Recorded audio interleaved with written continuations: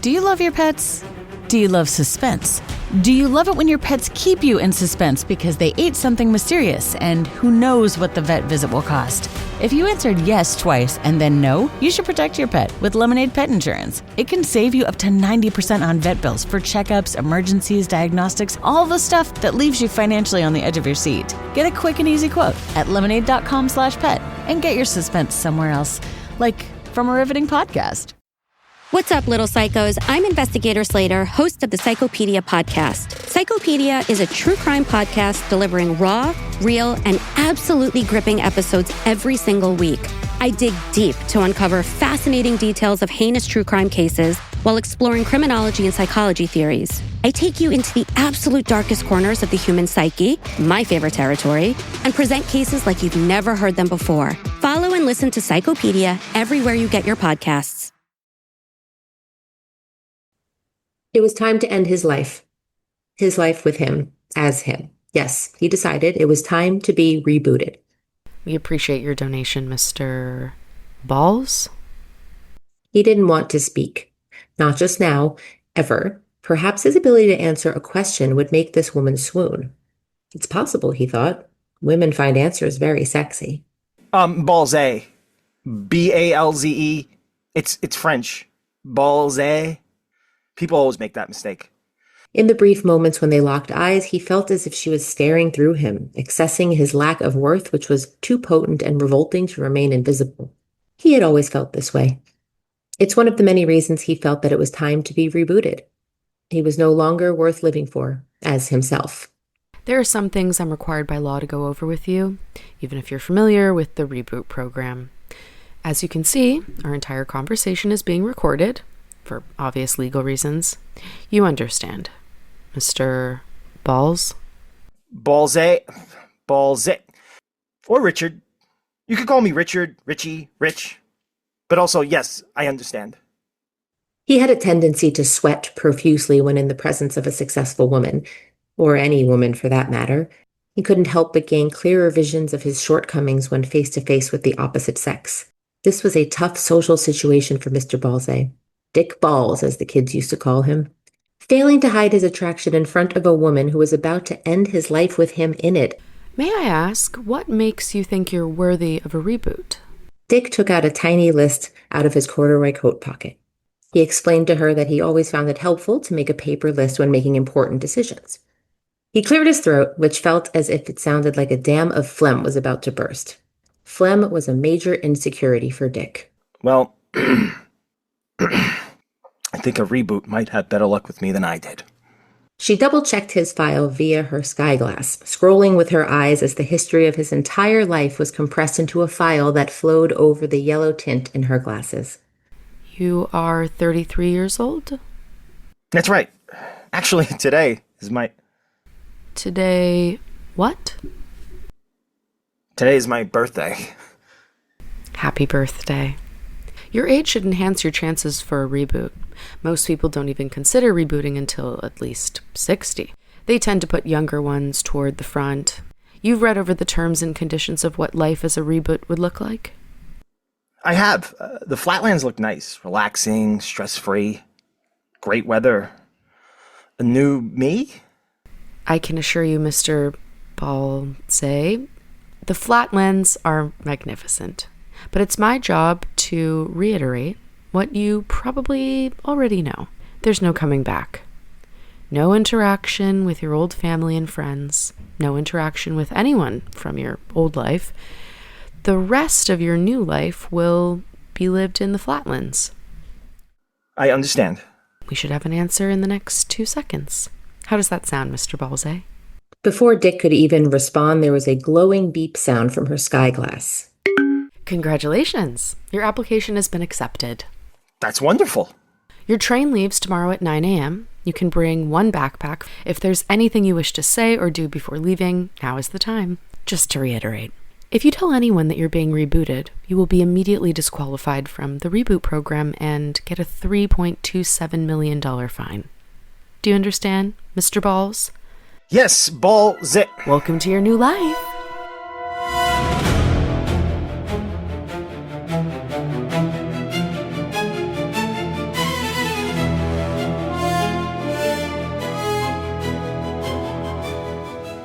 Flatlands. It's spelled lands, but everyone says lunds. That's what the friendly fellow next to Richard on the departure train told him as they were getting securely buckled into their seats. Richard nodded and thanked him for the correction. Richard had been in a great mood all morning. The escape of him. It was imminent. Departure attendants were coming through and handing out pills to keep you asleep. It was hazardous to stay awake during the departure. The train moved at such a quick speed that you were likely to become nauseous. 1 in 23 people would change their mind at the last minute. This was no exception. A man 2 rows behind Dick looked at the sleeping pill and then opted to get up and walk out. He couldn't leave himself behind. The pill was beginning to kick in. The next time Dick opened his eyes, his new life would begin and his old life would be dead. Like Florida, but without the rough edges. This man was full of useful tidbits, even though all of it could be found on the pamphlets they were holding. The current population of the Flatlands was approximately 2,327,000, roughly the size of Houston, Texas. One of many places Dick always wanted to go, but never found the time, or money, or ambition, or... The space. Think of all the space. Nobody knew the precise location of the Flatlands. Flatlands. All that was known was that this state or country, whatever you want to call it, had been purchased by tech billionaire Brandon Sky 18 years ago and named the Flatlands as the official home for reboots. Boots for short. Boots for those who thought reboots were evil. An abomination, as some might say. Everyone got off the departure train and were split into groups of 6.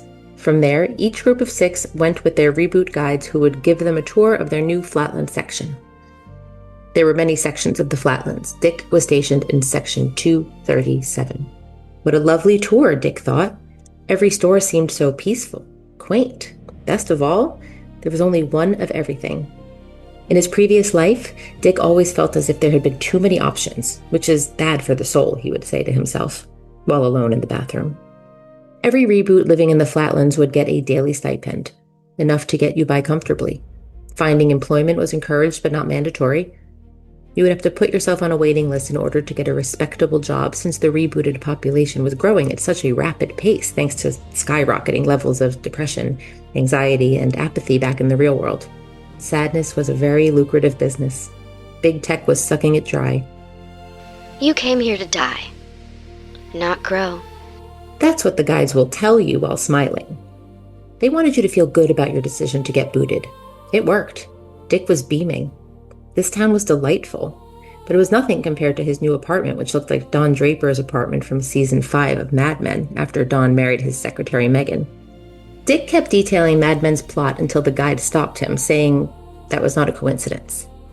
Reboots gave full access to their online search history, which enabled Skyglass to create their ideal apartment in any way in advance. Open plan living space. The living room, dining area, and a kitchen all flow together, a modern layout for the time. Sunken living room, signature design element. Giving the space dimension and a touch of architectural drama. Floor-to-ceiling windows, offering impressive views of his new hometown and allowing lots of natural light to fill the space. And finally, a balcony, which adds a touch of luxury and urban leisure. Dick never had a balcony. He never had any of this. The weather was magnificent. Sunny and 75. Warm. Everything here felt warm, Dick said to himself. Your new life begins today. He kept repeating that to himself. My new me. Day 1 of Chapter 2. What to do in a life with no pressure. No obligations. There were ample amounts of activities in just his apartment building alone. Most reboots were single. It was a major motivator for getting booted. The inability to find romance. Dick certainly fit the bill. His dating life was sparse.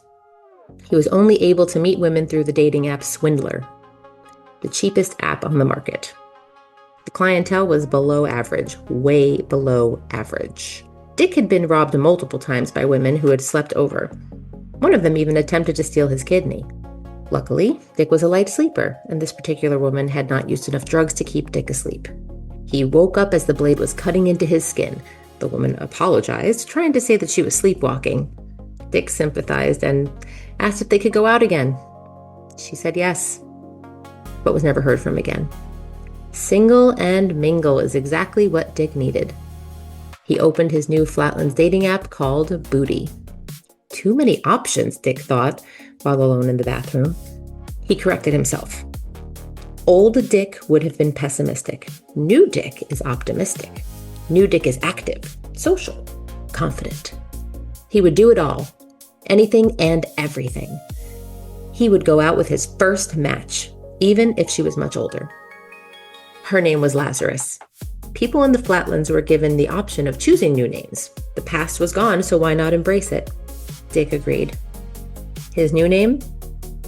Buck Bronco. Buck Bronco? Oh my. They were sitting at a table inside one of the Flatlands' premier single and mingle gatherings. Dick, now referring to himself as Buck, wore a Don Draper-inspired suit and tie. He looked better than ever, which for him meant almost average. A woman was blushing. Because of him. It was a sight to behold.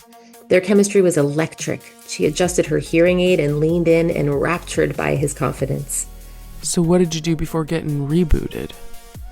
Dick started with a lie, so why stop at one? CIA. I would tell you more, but I swore an oath. To the council. Her blush was turning purple. She had to eat an extra cookie to keep her blood pressure stable. Dick was a distant memory. Buck was alive and thriving.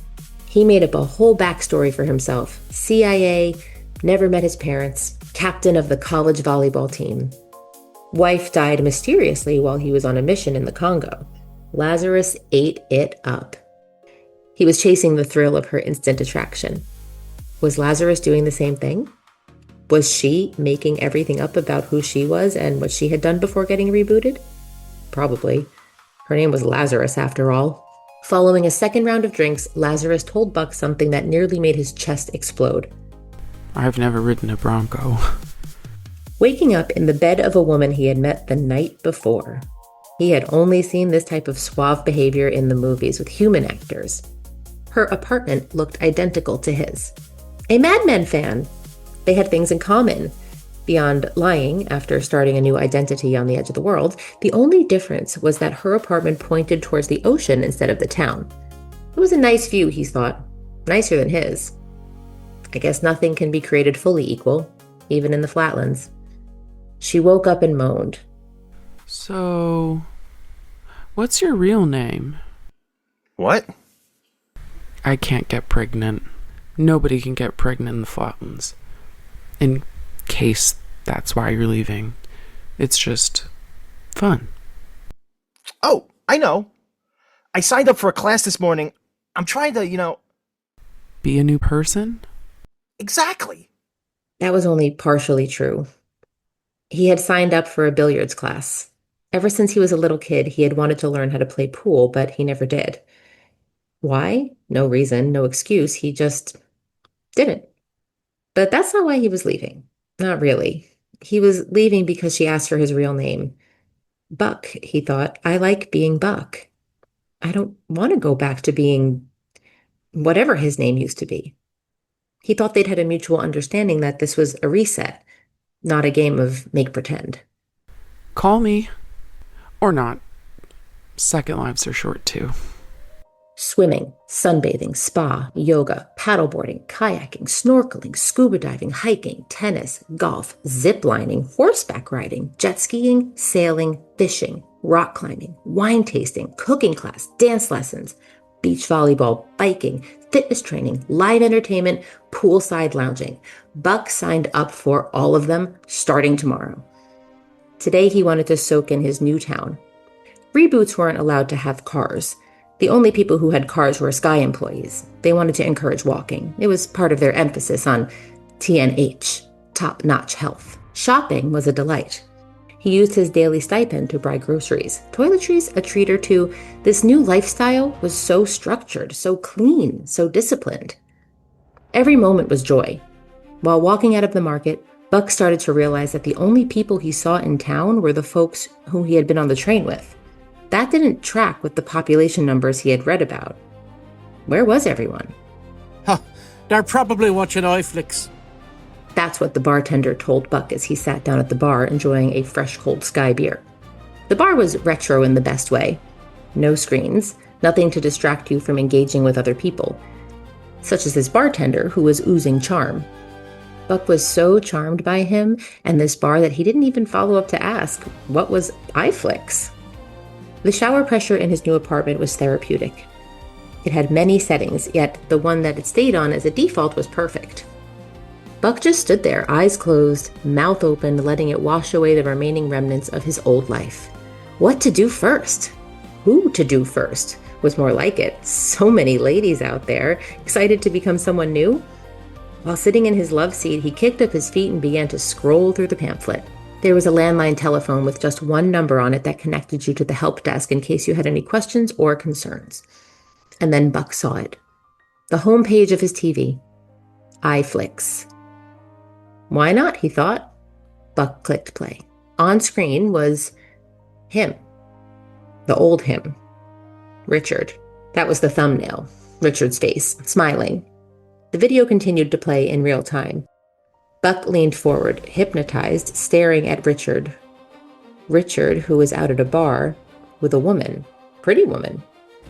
Prettier than any woman Buck had ever been with before. What the hell was this, he thought.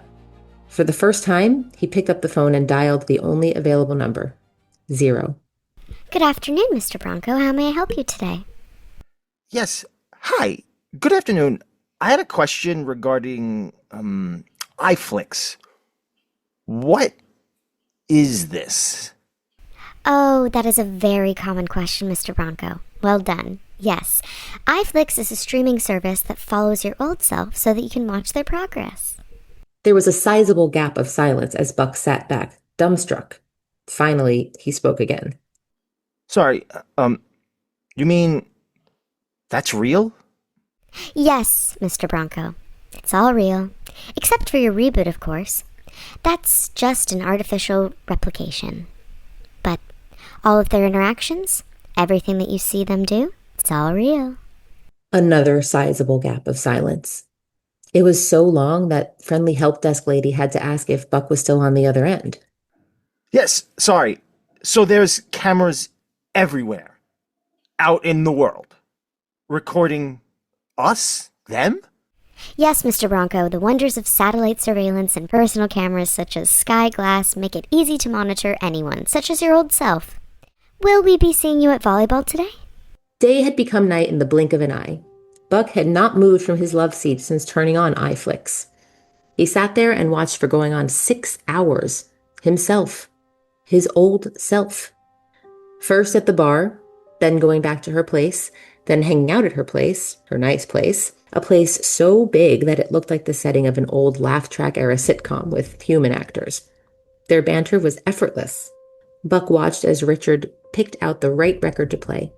They sang together, danced together, and then just as things were beginning to get frisky on screen, it went to black. Buck dialed the front desk. Good evening, Mr. Bronco. How may I help you tonight? Hi. Yes. I was watching iFlix, and the screen went to black. I can't seem to watch it. Oh, yes, Mr. Bronco. The free trial only lasts for 6 hours. After that, you have to pay. Pay? Okay. May I ask why? Great question, Mr. Bronco. We charge for iFlix because we want to promote social activities. There are so many things in the Flatlands. We missed you at volleyball today. I see. That makes sense. Okay, so how much does it cost to subscribe? iFlix subscriptions can be purchased for the low price of $6,000. Shall I go ahead and get you subscribed, Mr. Bronco? 6,000? That's nearly half my monthly stipend. Yes.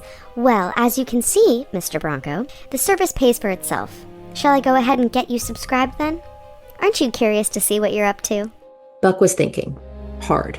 The revelation that he could actually keep tabs on himself had caught him so off guard, and then to get shut off so suddenly right as it was about to peak, it was all he could think about. Himself. What used to be him. Yes. I want to subscribe to me.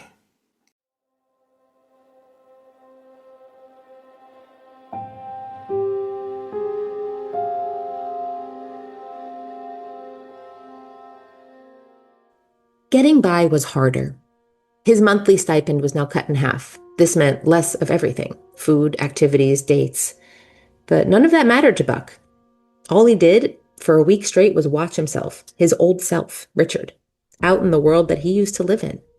Buck was addicted.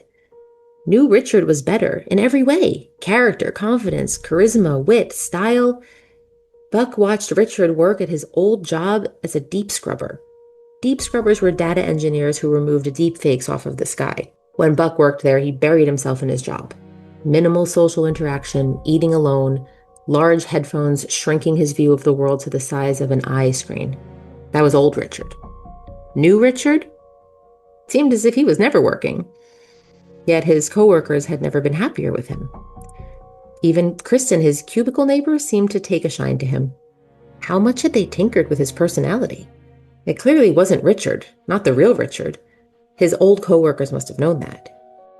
Yet it never seemed to come up. The only time Buck slept was when Richard slept, which was very little. Reboots only needed 3 hours to charge. Charging stations were so easily accessible that Richard could power up from almost anywhere and keep going. Richard had lunch with his boss. Buck didn't even know what his old boss looked like.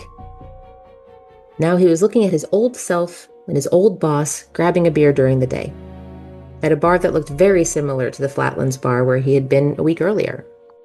The place where the bartender told him that it was empty around here because a lot of people were home watching iFlix. Buck needed to get out of this new home and away from his old self. Fresh air, he thought, that does a new life good.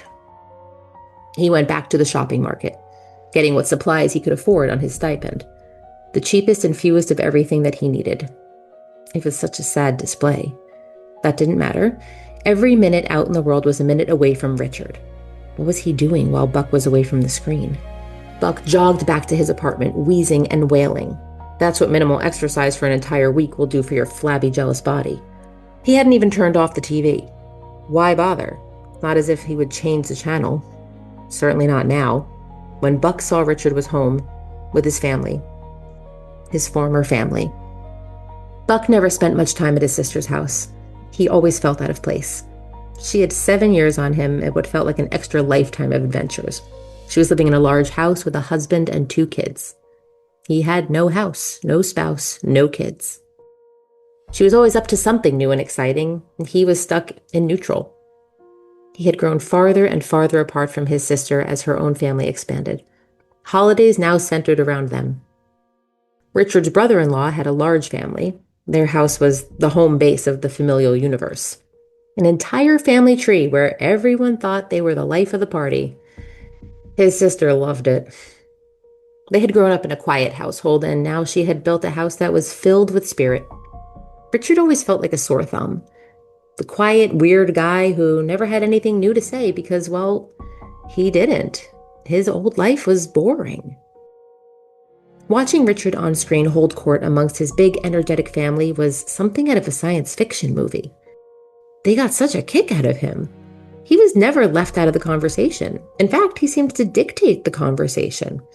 It ebbed and flowed with his vocal leadership. When Richard talked to someone, he made them feel as if they were the only person in the world. The woman? My God, Buck thought. A new, beautiful woman was sitting next to Richard. Anytime there was a brief pause in the conversation, he would lean over and kiss her on the neck as she giggled. Who was she? Where had they met? How did he have the time to meet another woman so quickly? Her clothing was so scandalous yet sophisticated. Buck had never been more jealous of another person, and that person was himself. His old, new self. Buck waited for someone to bring it up. The fact that it was clearly not Richard. That this was clearly a reboot. Nobody did, not once. They talked, they laughed. Richard even made a toast that brought tears to everyone in the room. He spoke about his brother-in-law's father, who had passed away earlier that year. The kind of touching speech that Buck had always wished to make. If only he had the courage and confidence to be vulnerable in front of people.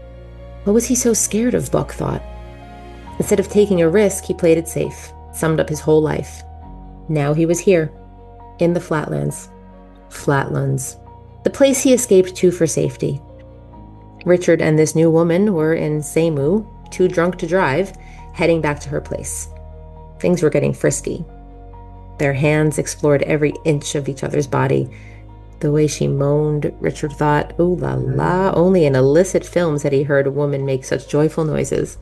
Once again, just as things were about to become intimate, the screen went to black. Good middle of the night, Mr. Bronco. How may I help you? Hi. I was watching iFlix. And the screen went black again. I'm a subscriber. Please fix. Oh yes, Mr. Bronco. Sexual content on iFlix is extra. Extra? Why? It's me. Why would that be extra? Great question, Mr. Bronco. We charge extra for adult iFlix content because we want to promote social activities. There are so many in the Flatlands. We missed you at kayaking today. Sign me up for the adult content. Quick, please. Thank me. You. Thank you. Whatever. Rice or pasta. Those were Buck's options. His stipend had dwindled because of iFlix. While at the cash register, he noticed the face of the cashier. It was the friendly fellow from the departure train. Oh, you work here? Yeah, my stipend. It's a little low. iFlix? Yeah. I got back with my ex. Not me, obviously, the old one. I didn't think she'd ever take me back. You should have seen them together. The positions. I had no idea she was so flexible. Dirty talk, la la, ooh. Buck didn't correct him that it was ooh la la. He was too focused on himself, his new self, invading his old life. 10 minutes later, Buck was filling out an application to be a cashier at the supermarket. It meant less time with Richard, but now Buck would have access to the adult content on iFlix. Maybe he could learn a thing or two from himself. His new days started to resemble his old days, working at a dead-end job and then going home to an empty apartment to watch people on TV. Buck didn't care. He was addicted. When he couldn't watch Richard, he was thinking about him. In fact, it was all he thought about. Richard had a girlfriend, friends, lots of friends. Friends with a running joke in that he would enter the room and put up his hands in a touchdown formation and say, "Balls to the wall." Richard was leaning into the absurdity of his last name, something Buck would never have done. Buck was always ashamed of his name. Richard now had an open and honest relationship with his sister, whom he had worshipped as a kid.